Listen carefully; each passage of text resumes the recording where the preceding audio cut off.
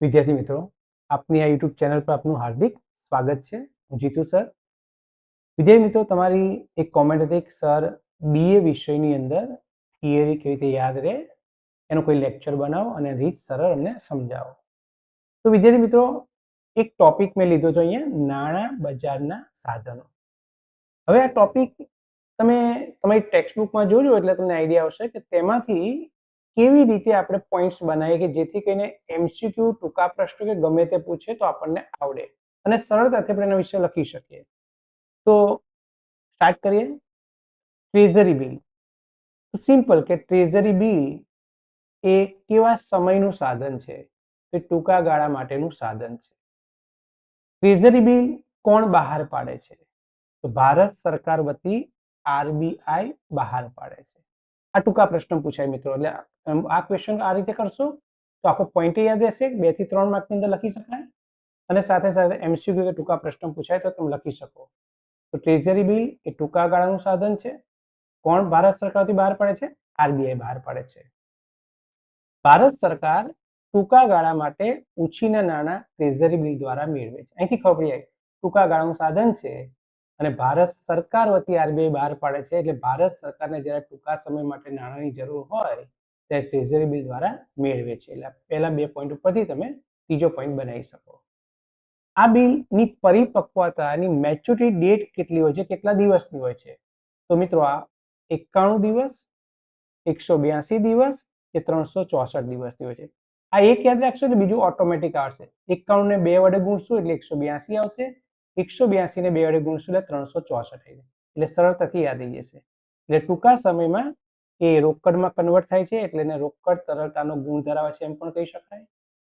Treasury bill એ શૂન્ય coupon bond છે. Most MP MCQ ટૂંકા પ્રશ્ન પૂછાય કે ભાઈ શૂન્ય કૂપન બોન્ડ કોણ છે? તો ટ્રેઝરી બિલ. કેમ? કારણ કે એના પર કોઈ ઇન્ટરેસ્ટ, કોઈ વ્યાજ ચૂકવવામાં આવતું નથી. આ ટ્રેઝરી બિલ ઊંચા વટાવથી બહાર પાડવામાં આવે છે અને મૂળ કિંમતે પરત કરવામાં. એનો મતલબ એ થયો કે ભાઈ ધારો કે 1000 રૂપિયાનું ટ્રેઝરી બિલ હોય, તમને 900 રૂપિયામાં એ આપશે, એટલે 100 રૂપિયા ડિસ્કાઉન્ટ તમને. અને જ્યારે તમને પૈસા પાછા મળશે ત્યારે તમારે 1000 રૂપિયા તમને પાછા મળશે. તમારે આપવાના હોય 100 રૂપિયા ડિસ્કાઉન્ટ એટલે 900 અને તમને 1000 પાછા મળશે મિત્રો. તો આ 100 રૂપિયા એ તમારો પ્રોફિટ થયો. ટ્રેઝરી બિલને બીજા કયા નામથી ઓળખાય છે? તો ટી બિલ્સથી ઓળખાય છે. તો આ રીતે મિત્રો તમે પોઈન્ટ્સ પોઈન્ટ લખશો તો 3 માર્કની અંદર પૂછાય. તો એ તમે જોવો છો અહીંયા 7 પોઈન્ટ બની જાય છે. 2 માર્કમાં પૂછાય તો કામમાં આવે અને સાથે સાથે આમાંથી કોઈ એમસીક્યુ ટૂંકા પ્રશ્ન પૂછાય તો પણ તમે કરી શકો. બીજું છે કોમર્શિયલ પેપર મિત્રો. હવે સમજો, પહેલા 2 પોઈન્ટ એકદમ સિમ્પલ યાદ રહી છે, બંને સાલ પણ યાદ રહી જશે. અહીં 1980 છે અને અહીં 1990 છે. બંનેમાં 10 વર્ષનો ગેપ છે. તો વિશ્વ સ્તરે 1980 પછી કોમર્શિયલ પેપર લોકપ્રિય બન્યા હતા અને ભારતમાં આરબીઆઈએ જાન્યુઆરી 1990માં એ બહાર પાડ્યા હતા. 10 વર્ષ પછી વિશ્વ સ્તરે 1980 પછી એ લોકપ્રિય બન્યા અને ભારતમાં આરબીઆઈએ જાન્યુઆરી 1990માં બહાર પાડ્યા હતા. બંને યાદ રહી જશે મિત્રો. આ કેવો દસ્તાવેજ છે? બિન સલામત એટલે જોખમવાળો કહી શકાય અને ટૂંકા ગાળાની વચન ચિઠ્ઠી જેવો દસ્તાવેજ છે. તો બિન સલામત છે છતાં પણ લોકો રોકાણ કરે તો કઈ સંસ્થા બહાર પાડે તો એને નાણાં મળે? તો જે સંસ્થાની શાખપત્રતા, એની ક્રેડિટ એ વધારે હોય અને એની નાણાકીય સ્થિતિ મજબૂત હોય એવી સંસ્થાઓ આ કોમર્શિયલ પેપર બહાર પાડે છે. તે હસ્તાંતરીય સાધન છે એટલે એની ફેરબદલી પણ કરી શકાય છે. ખાસ આનો મેઇન પોઈન્ટ છે જે તમને ટૂંકા પ્રશ્નોમાં પણ પૂછી શકાય કે એનો ઓછામાં ઓછો સમય 7 દિવસનો હોય છે અને વધુમાં વધુ એનો સમય 1 વર્ષનો હોય છે. ખાસ યાદ રાખજો અને આ પોઈન્ટ ખાસ તમારે લખવો પડે એમાં પૂછાય તો. કોમર્શિયલ પેપર પર કોનો કંટ્રોલ હોય છે? તો આરબીઆઈ દ્વારા એના પર નિયંત્રણ રાખેલું હોય છે. એની રકમ કેટલી હોય છે? તો 5 લાખ રૂપિયા અથવા એના ગુણકમાં આ કોમર્શિયલ પેપર બહાર પાડવામાં આવતું હોય છે. કોમર્શિયલ પેપરને બીજા કયા નામથી ઓળખવામાં આવે છે? ફાઇનાન્સ પેપર, ઇન્ડસ્ટ્રીયલ પેપર કે કોર્પોરેટ પેપરના નામે પણ ઓળખવામાં આવે છે. મિત્રો તો આમાંથી એમસીક્યુ ટૂંકો પ્રશ્ન પૂછાય. ઘણી વખત એવું પૂછાય 2 માર્ક્સની અંદર કે કોમર્શિયલ પેપરના બીજા નામ જણાવો. ફાઇનાન્સ પેપર, ઇન્ડસ્ટ્રીયલ પેપર અને કોર્પોરેટ પેપર. તો આના 2 માર્કની અંદર તમને આવું પણ અલગથી પૂછાઈ શકે. તો આ રીતે પોઈન્ટ પાડીને તમે યાદ રાખશો તો ઘણી બધી વસ્તુ સરળતાથી તમને યાદ રહી શકશે.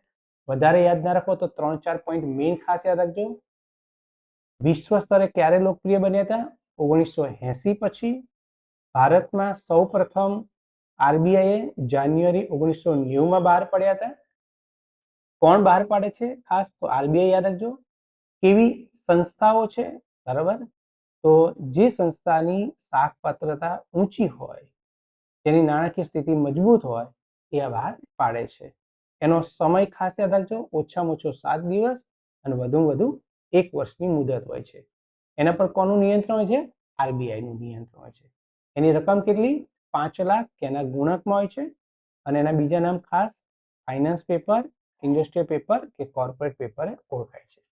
હવે મિત્રો, નાણાં બજારના ત્રીજું જે એનું ખાસ સાધન છે મૂડી મેળવવા માટેનું, તો ત્રીજું છે થાપણનું પ્રમાણપત્ર. બહુ સિમ્પલ ટોપિક છે કે થાપણનું પ્રમાણપત્ર કેવું છે? બિનસલામત, હસ્તાંતરીય એટલે તમે બીજા કોઈને આપી શકો, કે ટૂંકા ગાળા માટે નાણાં મેળવવા માટેનું એ સાધન છે. ખાસ 3 પોઈન્ટ: બિનસલામત છે, હસ્તાંતરીય છે અને ટૂંકા ગાળા માટે નાણાંની જરૂર હોય તો થાપણના પ્રમાણપત્ર દ્વારા તમે મૂડી મેળવી શકો છો. શિડ્યુલ વેપારી બેંક કે નાણાકીય સંસ્થાઓ બહાર પાડી શકે. થાપણનું પ્રમાણપત્ર કોણ બહાર પાડી શકે? શિડ્યુલ વેપારી બેંક અથવા નાણાકીય સંસ્થાઓ બહાર પાડી શકે છે. આ કોના કરતા અલગ છે? તો આપણે બેંકમાં ફિક્સ ડિપોઝિટ કરી હોય મિત્રો, જેને આપણે બાંધી મુદતની થાપણ કહીએ છીએ, એનાથી આ અલગ છે. બરાબર, અને આની કિંમત ખાસ ધ્યાન રાખજો. તો એની કિંમત છે ઓછામાં ઓછી 1 લાખ રૂપિયા. આ ટૂંકા પ્રશ્નોમાં આવી શકે, એમસીક્યુમાં પણ આવી શકે, અને તમારે 2-3 માર્કમાં પોઈન્ટ લખવાનો ક્યાંય કામમાં આવશે. થાપણનું પ્રમાણપત્રની કિંમત ઓછામાં ઓછી કેટલી હોય છે? 1 લાખ હોય છે. બરાબર. હવે મિત્રો, ચોથો પોઈન્ટ છે કોમર્શિયલ બિલ. અહીં ખાસ ધ્યાન રાખજો. આગળ નાણાં બજારના જે સાધન હતા, એક શબ્દ કોમર્શિયલ પેપર, અને અહીંયા છે કોમર્શિયલ બિલ. બરાબર, આ બે વસ્તુ યાદ રાખજો, બે અલગ છે. આપણે અકાઉન્ટની અંદર હુંડીવાળો ટોપિક સમજીએ છીએ. બસ કોમર્શિયલ બિલ એક જાતની હુંડી જેવું કહેવાય. અને તમને ખબર છે હુંડી આપણે ક્યારે લખ્યા ગયા ભણતા હતા?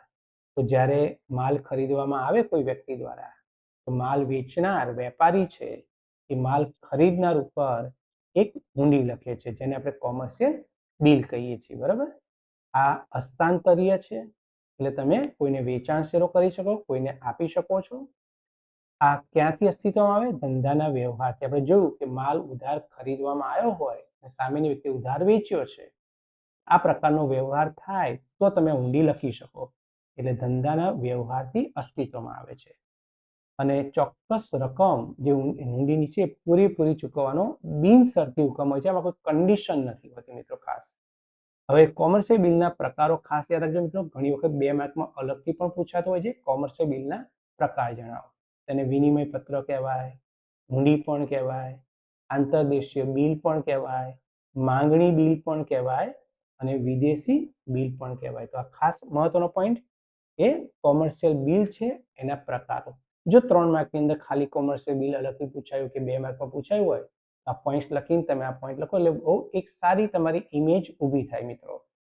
અને એની મુદત ખાસ યાદ રાખજો, 30, 60 કે 90 દિવસની હોય છે. કોમર્શિયલ બિલની મુદત 30 દિવસ, 60 દિવસ કે 90 દિવસની હોય છે. એમસીયુ માટે પણ કામમાં આવશે. અને છેલ્લો પોઈન્ટ છે નાણાં ભંડોળના સાધનનું કોલ મની અથવા તો નોટિસ મની. કોલ મની એટલે શું મિત્રો? આ બેંક વચ્ચેના જે વ્યવહારો છે, જ્યારે એક જ દિવસ માટે એક બેંકને નાણાંની જરૂર હોય ત્યારે બીજી બેંક પાસેથી નાણાં ઉછીના લે છે, બીજી બેંક એને ઉછીના આપે છે. જ્યારે એક જ દિવસ માટે નાણાં ઉછીના આપવામાં કે લેવામાં આવે એને કોલ મની કહેવાય છે. એટલે આ બેંક વચ્ચેનો વ્યવહાર છે, એટલે એને inter bank call money market પણ કહે છે. ખાસ રાખજો, 1 માર્કના ટૂંકા પ્રશ્નો લખી પૂછાય છે, inter bank call money market એટલે શું? બરાબર, તો જ્યારે એક જ દિવસ માટે નાણાં ઉછીના આપવામાં કે લેવામાં આવે એને કોલ મની કહે છે, જેને inter bank call money market પણ કહે છે. અને નોટિસ મની એટલે અહીં એક દિવસ માટે હતું મિત્રો. હવે નોટિસ મની છે એનો સમય યાદ રાખજો, 2 થી 14 દિવસ માટે. કોલ મનીમાં 1 દિવસ માટે શબ્દ છે. નોટિસ મનીમાં 2 થી 14 દિવસ માટે, બસ આટલો ડિફરન્સ છે. 2 થી 14 દિવસ માટે નાણાં ઉછીના લેવામાં આપવામાં આવે એને નોટિસ મની કહે છે. તો વિદ્યાર્થી મિત્રો, તમને પૂરેપૂરી સમજ પડી ગઈ હશે.